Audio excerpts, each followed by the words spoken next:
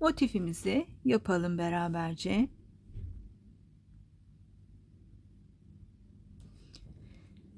Sekiz zincirle başlıyorum. 1 2 3 4 5 6 7 ve 8 ve dönüyorum. İkinci zincirime batarak bir halka oluşturuyorum. İlmek kaydırma yöntemiyle birleştirdikten sonra 4 zincirle yukarıya çıkıyorum. Tığımı alıyorum. Şuradaki ipimi de gizleyerek devam ediyorum. İkili bir trabzan yaptım. Araya bir zincir çekiyorum. Tekrar tığımı alıyorum ve bu yuvanın içerisine 12 tane, baştaki zincirim de dahil, ikili trabzanlar yapıyorum.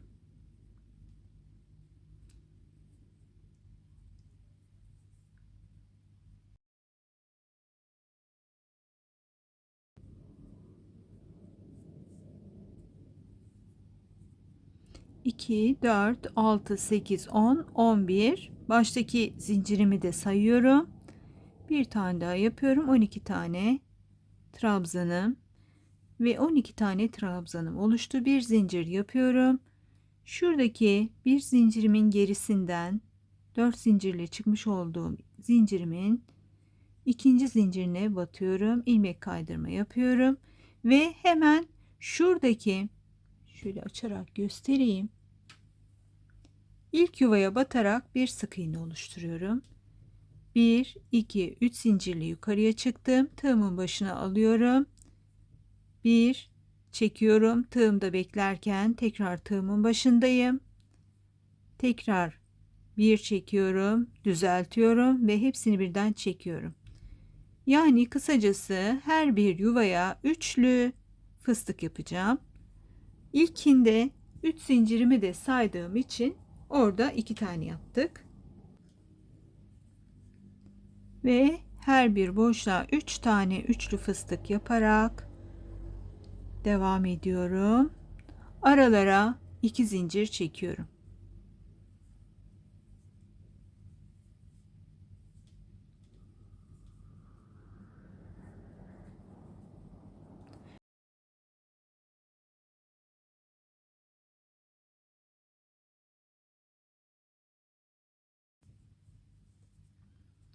Sonuncu üçlü fıstığımı da yapıyorum.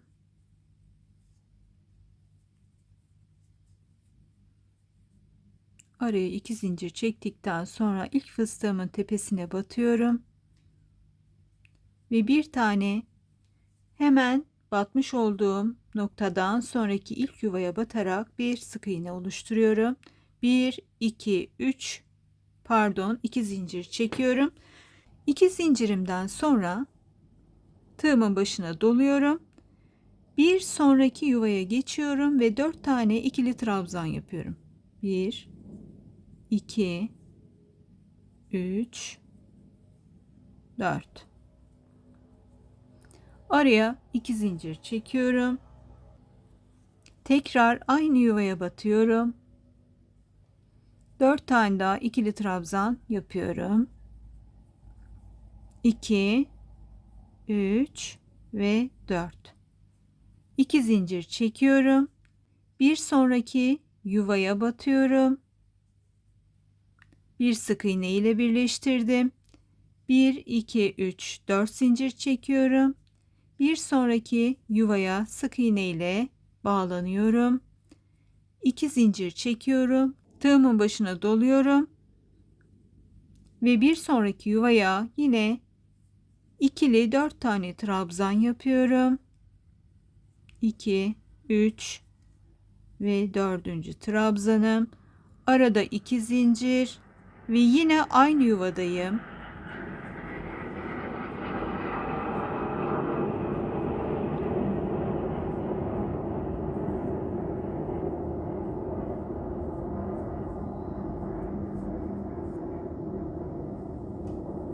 Tepemizden 29 Ekim için uçaklar geçiyor.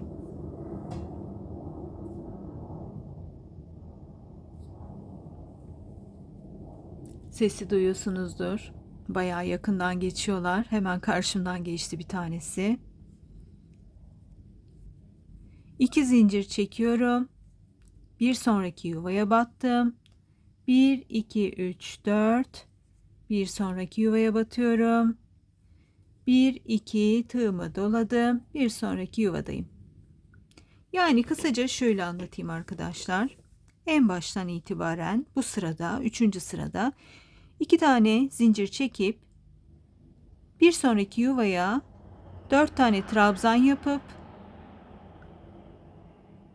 2 zincir çektim. Tekrar 4 trabzan yaptım. Tekrar 2 zincir çekip bir sonraki yuvadayım. 4 zincir çektim. Bir sonraki yuvadayım. 2 zincir çektim. Bir sonraki yuvaya köşelerimi oluşturuyorum. Bu sıramız böyle devam edecek. Şimdi yine 4 tane trabzan oluşturuyorum. 2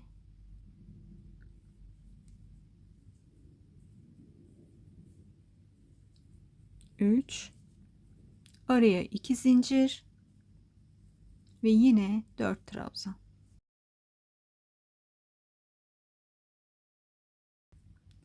Ve son kez 2 zincir yaptıktan sonra bu sıramızda 1 2 zincir çekiyorum. Ortaya yapmam gereken 4 tane zincirim var. Ama şöyle birleştiriyoruz burayı. Buradaki püf noktamız bu. Tığımın başına alıyorum ve ilk 2 zincir yaparak çıktığım noktaya batıyorum. 1 2 de çekiyorum ve 4 zincirimi tam ortadan oluşturmuş oldum. 1 2 3 zincir çekerek devam ediyorum. Bir sonraki sıraya geçtim. Burada her bir trabzanın tepesine bir tane trabzan yapacağım. 4 tane trabzanımız olduktan sonra da hemen şöyle 4. trabzanımı da yaptım. Aynen diğerlerinin üzerine ve şuradaki boşluğa 2 trabzan daha yapacağım.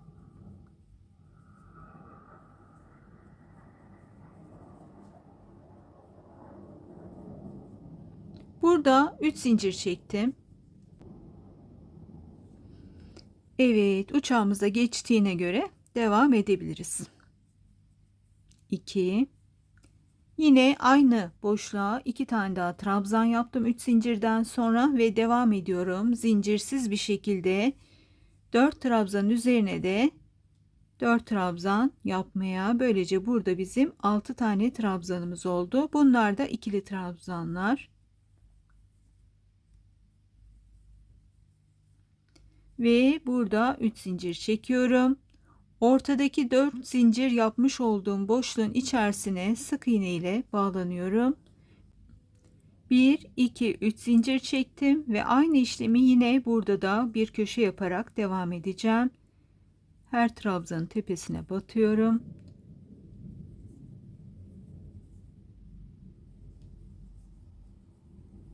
Daha sonra zincir çekmeden 1 2 tane trabzan da ortadaki boşluğa yapıyorum. Araya 3 zincir çekiyorum ve devam ederek 1 2 tane trabzan ortadaki boşluğa yapıyorum ve 4 zincirimin tepesine 4 trabzan yapıyorum ve 6 trabzan ile köşem oluşmuş oluyor. Tüm motifim böyle devam edecek. Şuraya bir tane daha trabzan yapmam lazım. Böylece 4 köşeli kare güzel bir motifimiz oluşuyor. Hemen şöyle birazcık daha kameramı düzeltsem daha güzel olacak. Ve bu noktada sizinle beraber eklemeye geçelim. Ben bir ışık daha ekleyeceğim buraya. Daha net görelim. Uçakların geçişini beklerken böyle ara ara çekiyorum. Buradaki gibi peş peşe gelen görüntüler değil bunlar. Bu küçücük motifi 1,5 saatte ördüm. Çok çünkü yakından geçtikleri için sesten anlaşılmıyor. Şimdi gelelim efendim bu motiflerimizi nasıl ekliyoruz? Bu motiften şal, şapka, yelek, hırka, etek, elbise, bebek kıyafetleri, dantel ipiyle dantel örtüler, Battaniye ipiyle battaniyeler, artık aklınıza ne gelirse yapabilirsiniz. Çok güzel, çok güzel bir motif. Şöyle bakar mısınız? Çok şeker bir motif. Renkle çok yakıştı. Şimdi gelelim, biz bunu nasıl ekleyeceğiz? Önce köşeye kadar gitmem gerekiyor tabii ki. 3 zincirle 4 zincir çektiğim yuvaya batıyorum. Sık iğne ile tekrar 3 zincirle dönüyorum. 6 tane trabzan yapıyorum. 4 tanesi trabzanların üzerine, 2 tanesi boşluğa olmak üzere.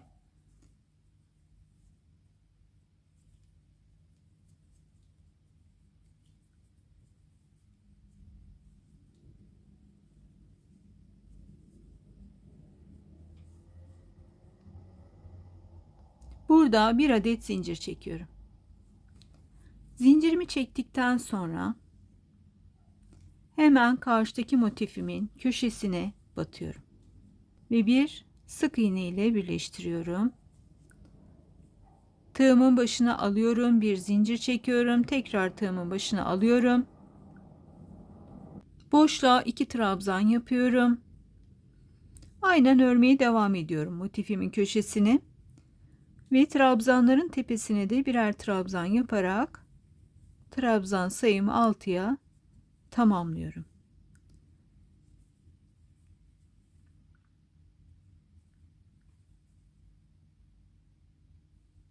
Ve 6 tane trabzandan sonra şöyle motifimi düzeltiyorum. Burada düzeltmemiz önemli. Vurgulu bir şekilde motifimizi eklememiş oluruz. Ve hemen şu karşıdaki 6. trabzanın tepesine tığımı geçirdim. Ve buradan ilmek çıkarıp ilmek kaydırma yöntemiyle hemen birleştirmiş oldum. 1, 2 ve 3 tane zincir çekiyorum. Ortadaki bölüme battım. Yine 4 zincirle oluşturmuş olduğum yuvaya sık iğne yapıyorum. 1, 2, 3 zincir çektim. Yine karşıdaki motifteyim. Sol elimdeki motifteyim. İlk trabzana tığımı giriyorum. Bir ilmek çıkarıyorum. İlmek kaydırma yaptım. Bir zincir, zincir çekmiyoruz burada. İlmek kaydırmadan sonra tığıma doluyorum ve devam ediyorum. Burada 6 tane trabzan yapmaya.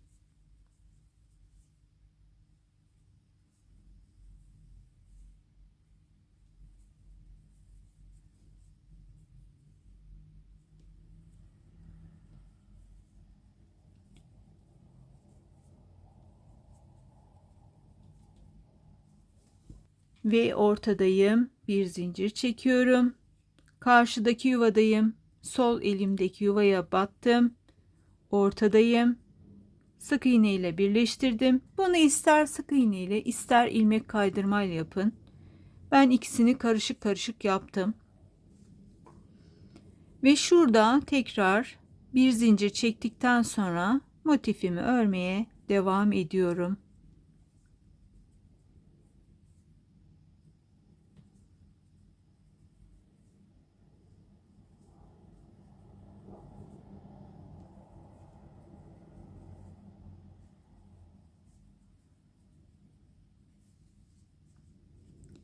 Ve geldim son işleme.